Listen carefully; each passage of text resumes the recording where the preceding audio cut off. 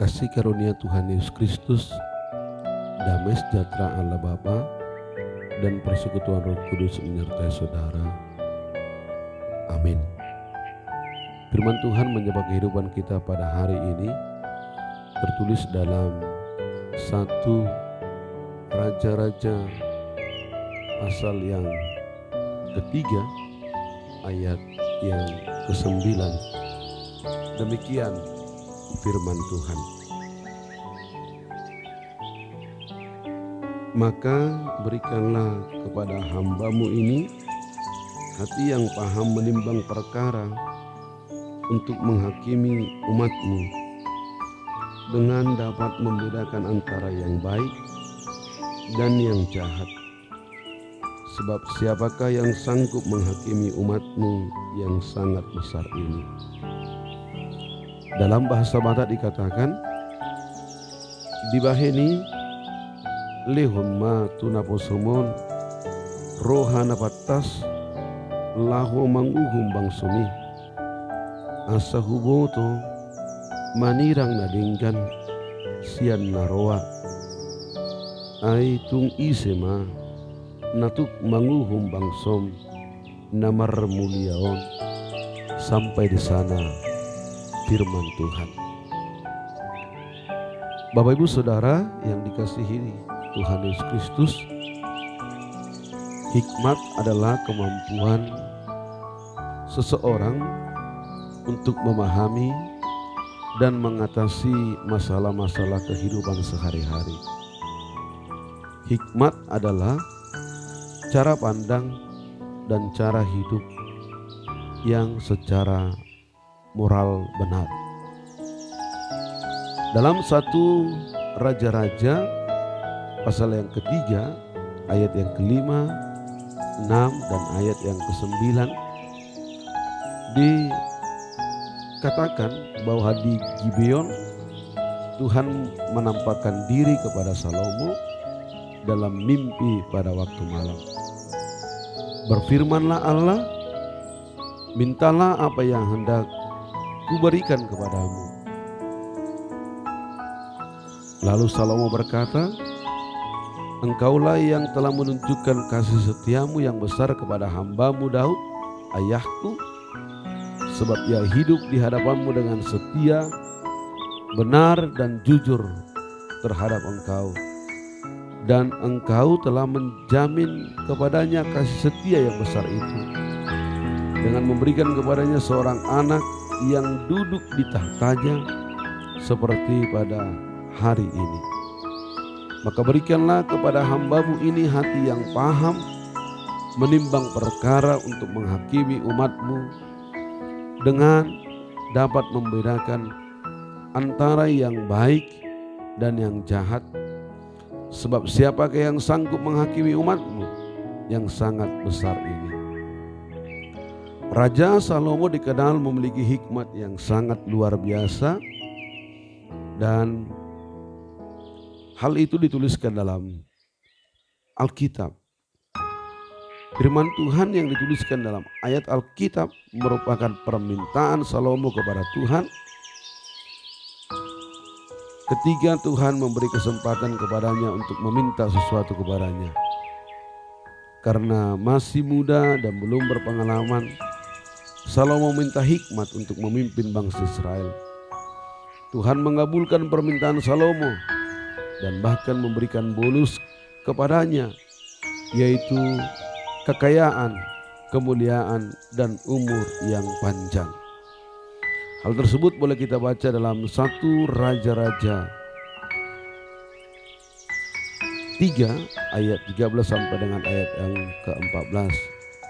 Dan juga apa yang tidak kau minta aku berikan kepadamu, baik kekayaan maupun kemuliaan, sehingga sepanjang umurmu takkan ada seorang pun seperti engkau di antara raja-raja. Dan jika engkau hidup menurut jalan yang kutunjukkan dan tetap mengikuti segala ketetapan dan perintahku, sama seperti ayahmu Daud, maka aku akan memperpanjang umurmu. Maka dalam Amsal 3 ayat 16 makin mempertegas bahwa ketika memiliki hikmat yang sungguh-sungguh dari Tuhan, kita akan mendapatkan bonus yang luar biasa. Dikatakan umur panjang ada di tangan kanannya, di tangan kirinya kekayaan dan kehormatan. Betapa baiknya Tuhan itu kalau kita benar-benar berjalan menurut ketetapan-ketetapannya. Bapak Ibu Saudara yang dikasihi Tuhan Yesus Kristus, bagaimana caranya kita bisa mendapatkan hikmat dari Tuhan? Karena dengan hikmat yang luar biasa kita bisa berjalan dalam lembah kekelaman, boleh berjalan di tengah gelombang dan mampu mengatasi segala permasalahan hidup dengan penuh sukacita, seperti apa yang sudah dialami oleh Raja Salomo. Takut akan Tuhan menjadi salah satu hal yang penting yang membuat kita semakin mendekatkan diri dengan Tuhan. Takut akan Tuhan satu kunci untuk mendapatkan hikmat dari Tuhan. Dalam Amsal 1 ayat 7 jelas dikatakan, takut akan Tuhan adalah permulaan pengetahuan, tetapi orang bodoh menghina hikmat dan didikan. Kalau kita sudah takut kepada Tuhan, maka kita tidak akan berani melakukan hal-hal yang tidak berkenan di hadapan Tuhan. Takut akan Tuhan menyadarkan kita untuk tidak bersungut-sungut dengan kondisi kehidupan kita sekarang. Pada kenyataan yang ada saat ini, seringkali kita tidak takut akan Tuhan, tapi seringkali kita takut kehilangan harta, kita takut kehilangan saudara-saudara kita, kita takut kehilangan yang berharga menurut kita. Orang-orang yang tidak takut akan Tuhan sering kali menjadi penghalang mendekatkan diri kepada Tuhan. Mereka akan menggunakan berbagai cara untuk mempengaruhi kita agar tidak ingat dengan kemurahan Tuhan, agar tidak ingat akan kebaikan Tuhan, dan menanamkan sesuatu yang salah. Bahwa segala sesuatu yang kita peroleh adalah hasil dari keringat kita sendiri, tenaga dan pikiran kita.